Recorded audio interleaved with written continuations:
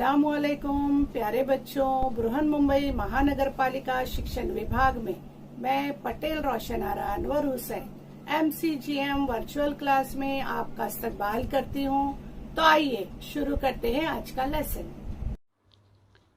प्यारे बच्चों, online education में आप सबका एक बार फिर स्वागत है। आज हम हिंदी सुगम भारती इयत्ता 5वीं का 14वां पाठ निरीक्षण पढ़ने वाले हैं।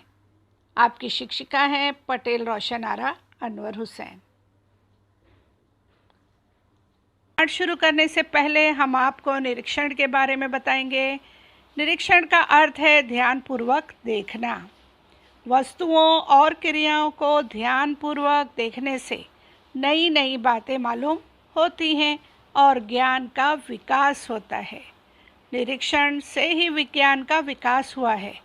इस पाठ में एक ही प्रकार के 2 पौधों को धूप और छाया में अलग अलग रखकर उन पर होने वाले प्रभाव का निरीक्षण करके उसका निष्कर्ष निकालने के लिए कहा गया है। तो बच्चों, पाठ शुरू करने से पहले हम आपको कुछ अधिक माहिती देने वाले हैं, मालूमात देने वाले हैं। बच्चों, आज हम आपको एक कहानी सुनाने वाले हैं, एक ऐसे बच्चे की जो हमेशा जब कोई भी चीज़ देखता तो उसके बारे में सोचा करता, उसका निरीक्षण किया करता। आप भी अपनी माताजी के साथ, पिताजी के साथ रहते हो तो बहुत सारी चीज़ें देखते होंगे। कभी आपके भी मन में ख्याल आता होगा कि ये कैसे होता है, ये कैसे बना होगा, वो क्या है, ये क्या है ना। तो इसी प्रकार बच्चों, वो बच्चा भी जो है सोचा करता था। अब उसके कितने बहन भाई थे? 8। 8 बहन भाइयों में वो बच्चा सबसे अलग था। उसका नंबर था 8 में 6। बच्चों, आपने जाना कि वो अपने बहन भाइयों में 6 नंबर पर था। वो अपने बहन भाइयों के साथ खेलता, बैठता, बातें करता, लेकिन हमेशा उसका ध्यान, उसकी नज़रें जो है वो कुछ खोजती रहती, कुछ निरीक्षण करती रहती।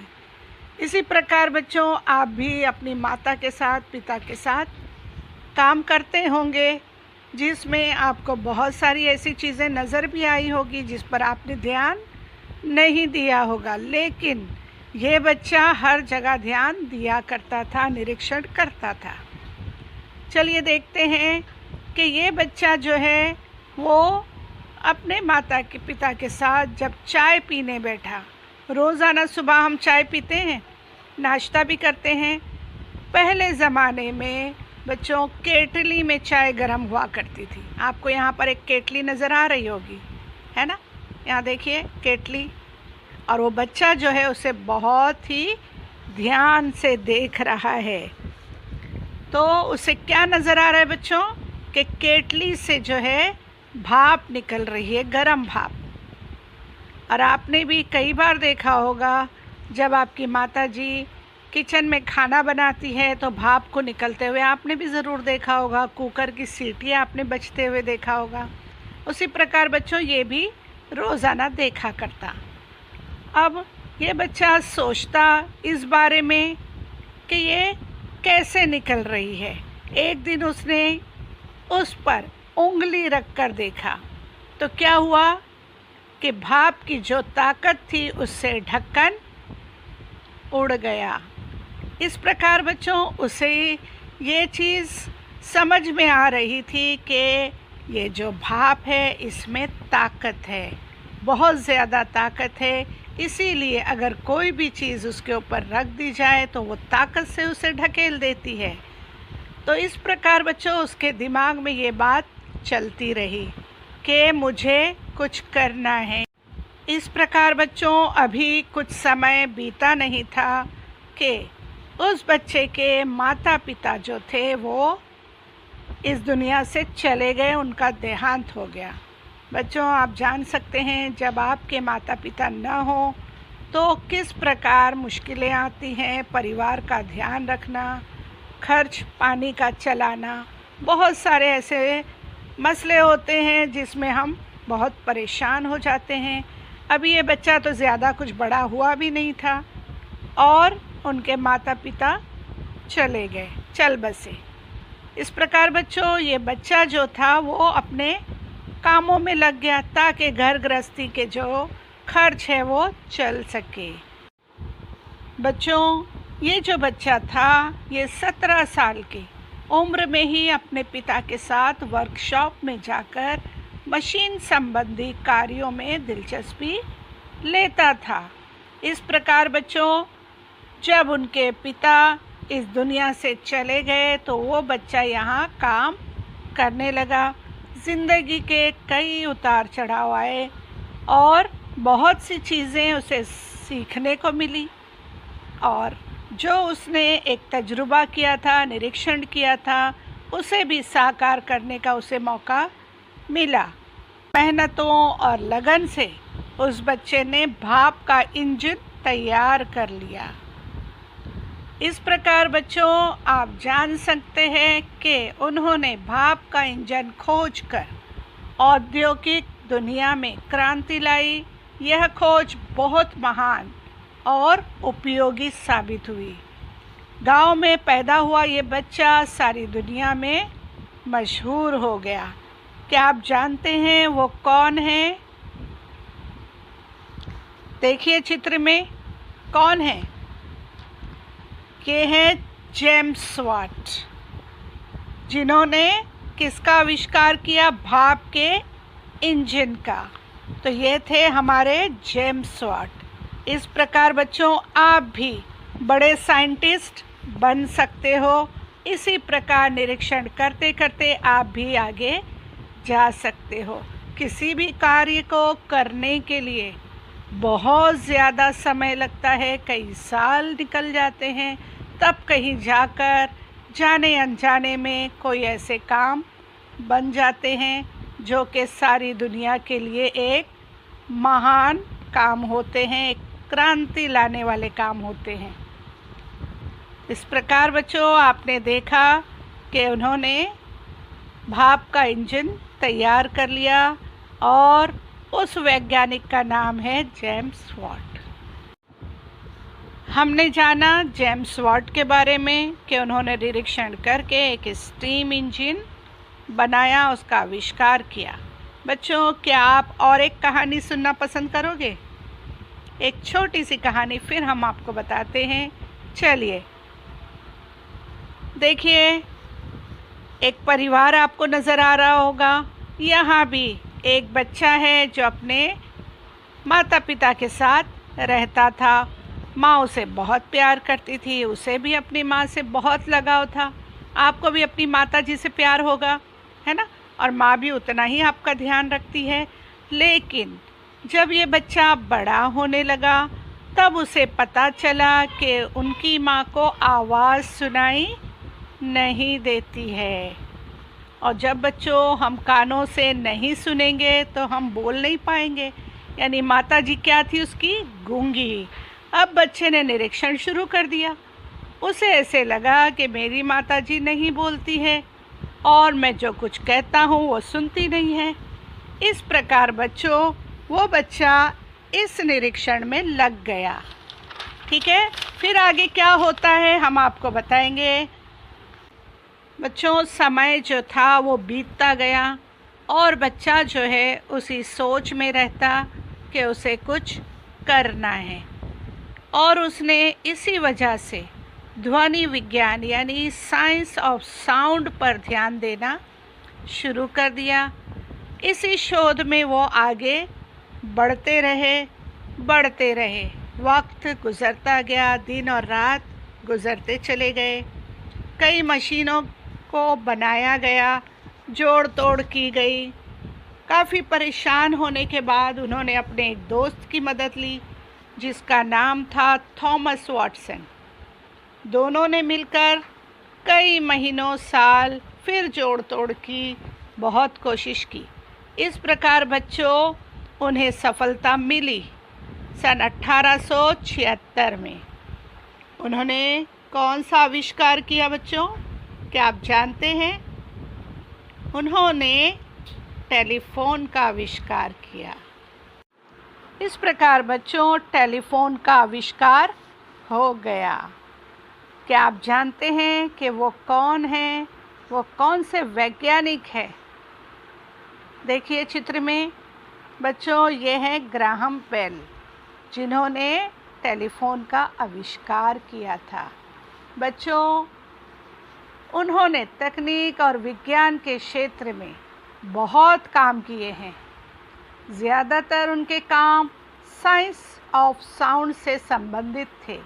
उनकी तकनीक के बिना संसार क्रांति की कल्पना भी नहीं कर सकता था। इस तरह बच्चों, ये सफ़र आगे बढ़ता चला गया। आपने देखे पहले छोटे मोबाइल, फिर बड़े मोबाइल, उसके बाद आपने देखा होगा पेजर आए थे, कॉर्डलेस फ़ोन आ गए। इस प्रकार इसमें काफ़ी बदलाव आता चला गया।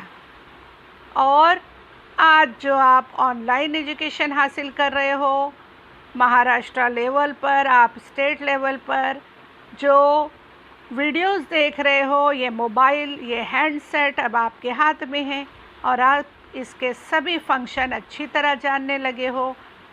इस तरह बच्चों, आप अपनी पढ़ाई को जारी रखें और इससे भरपूर फ़ायदा उठाएं।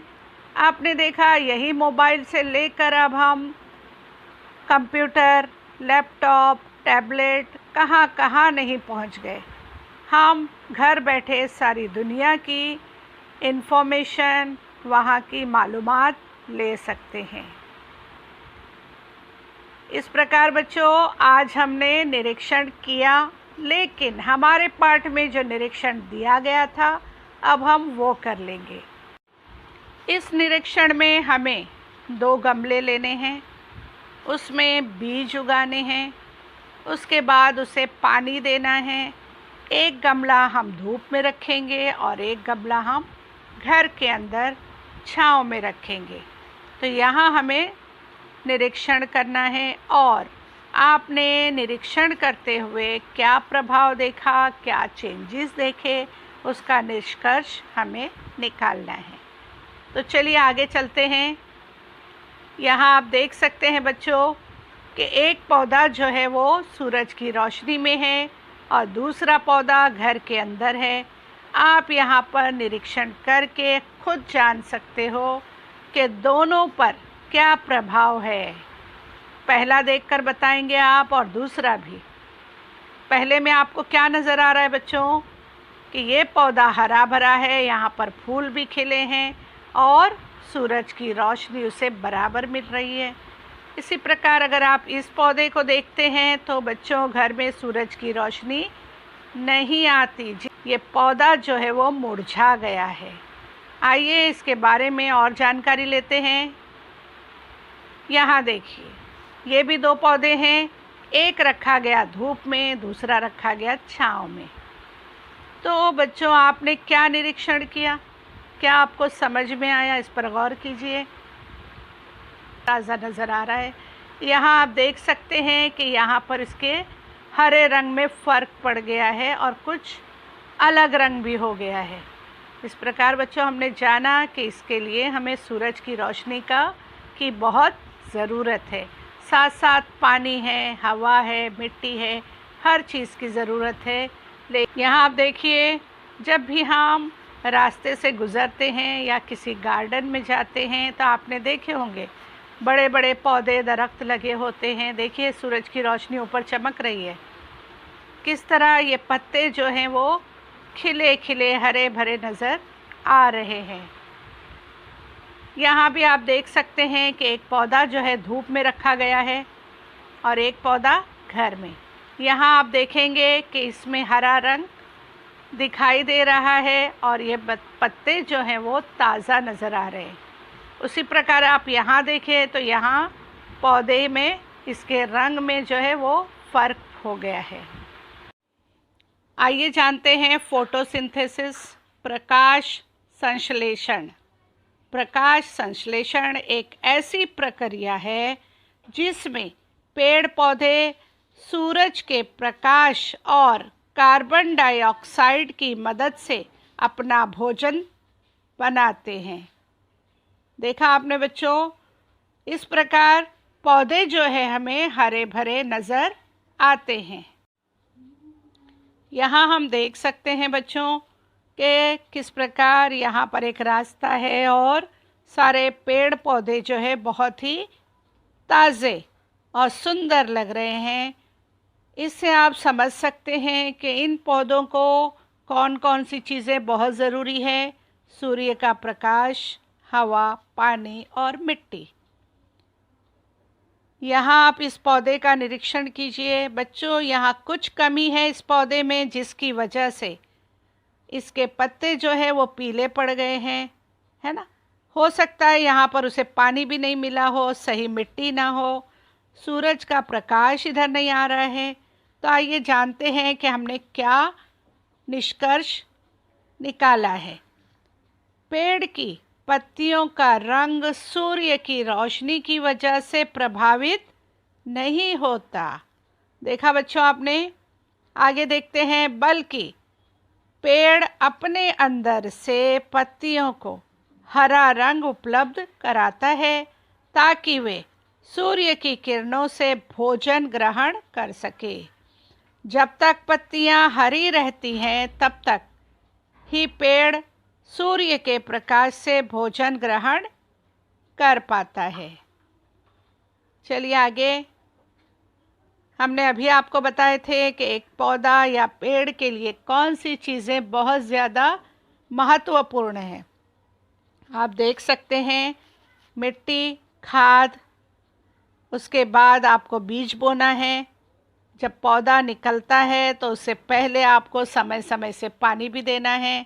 उसके लिए हवा, सूरज की रोशनी, ये सब चीज़ें बहुत महत्वपूर्ण हैं। आप देख सकते हैं कि किस प्रकार जब पौधों को हवा, पानी और मिट्टी सही मात्रा में मिलते हैं तो कैसे खूबसूरत सुंदर से फूल खिलते हैं और पत्तों का रंग भी कितना प्यारा है, हरा हरा। देखिए इस तरह ये फूल खिलते हैं। आइए देखते हैं कि हम घर में अक्सर मूंग, मटकी, चना भिगाते हैं। आपकी माताजी भिगाती होंगी। फिर उसे कपड़े में बांध देते हैं या ढक के रख दिया जाता है, तो उसमें से छोटे छोटे अंकुर निकल कर आते हैं। आपने ज़रूर देखा होगा, निरीक्षण किया होगा। बाज़ार में भी आपने देखा होगा कि ये टोकरी में लेकर बैठते हैं और इसको बेचते हैं। तो आपने हाथ में लेकर अगर नहीं देखा है तो ज़रूर देखिए कि किस तरह ये अंकुरित होते हैं। उसके बाद आप भी मिट्टी लीजिए और इन्हें मिट्टी में लगाइए। यहाँ देखिए बच्चों, हमने अभी आपसे कहा कि आप भी एक गमले में मिट्टी ले लीजिए, उसमें दाना डालिए। ये देखिए आपने दाने को बोया है। जब आप पानी डालेंगे तो वो अंकुरित होगा। इसको अंकुरण कहते हैं। क्या कहते हैं इस प्रक्रिया को? अंकुरण। फिर आपने देखा इसमें छोटा सा अंकुर निकल आया है। धीरे धीरे वो बढ़ता गया, ज़मीन की तरफ बढ़ता गया और वो जड़ बन गया। और जो दाना था ये ऊपर की तरफ आया और उसमें से पंखड़ियाँ, पत्तियाँ निकलने लगी। इस प्रकार बच्चों आप खुद इसका निरीक्षण करेंगे और ये पौधे का एक फ़ोटो लेकर, एक पिक लेकर अपने टीचर को, अपने शिक्षक को ज़रूर भेजेंगे और बताएंगे कि आपने इस बीज में कैसे बदलाव देखे। बच्चों हर साल हमारे स्कूलों में भी वृक्षारोपण जो है वो किया जाता है और इस प्रकार आपको भी हर साल पौधे लगाने हैं। बराबर समय समय से उसे पानी दीजिए। आपके साथ साथ ये पौधे भी बड़े होते जाएंगे और एक दिन घने दरख्त बन जाएंगे, जिससे हमारा वातावरण जो है वो साफ हो जाएगा और निरोगी हो जाएगा। इस प्रकार बच्चों आज हमने बहुत सारी मालूमात ली है, बहुत कुछ सीखा है, देखा है, निरीक्षण किया है, खोज भी की है। तो हम उम्मीद करते हैं कि आप भी इसी प्रकार खोज करेंगे, निरीक्षण करेंगे और आपने जो भी निरीक्षण किया होगा, जो आप खोज कर पाएंगे, ज़रूर अपने शिक्षकों को भेजिए। और हम उम्मीद करते हैं कि हमारे इन बच्चों में एक ना एक दिन बहुत बड़े बड़े वैज्ञानिक होंगे जो बड़े बड़े आविष्कार करेंगे। ये हमारी दुआ है आपके लिए कि आप भी इसी तरह कोशिश करके आगे बढ़ेंगे। चलिए देख लेते हैं गृह कार्य में हमें क्या काम दिया गया है। निम्नलिखित प्रश्नों के उत्तर दो। पौधे को हरा भरा रहने के लिए किन चीज़ों की आवश्यकता होती है? इस बारे में बच्चों हमने अच्छी तरह से जाना है और समझा भी है, तो आप इसे लिखेंगे। इसका उत्तर, कमरे में रखे पौधे किस चीज़ से वंचित रहा? ठीक है, कमरे में जो पौधा रखा गया था वो किस चीज़ से वंचित रहा? आपको 2 से 3 वाक्य में इनके उत्तर लिखना है और अपने शिक्षक को भेजना है। इस प्रकार बच्चों हम आपसे फिर मिलेंगे नए लेसन के साथ, नए पाठ के साथ। तब तक के लिए अल्लाह हाफिज़।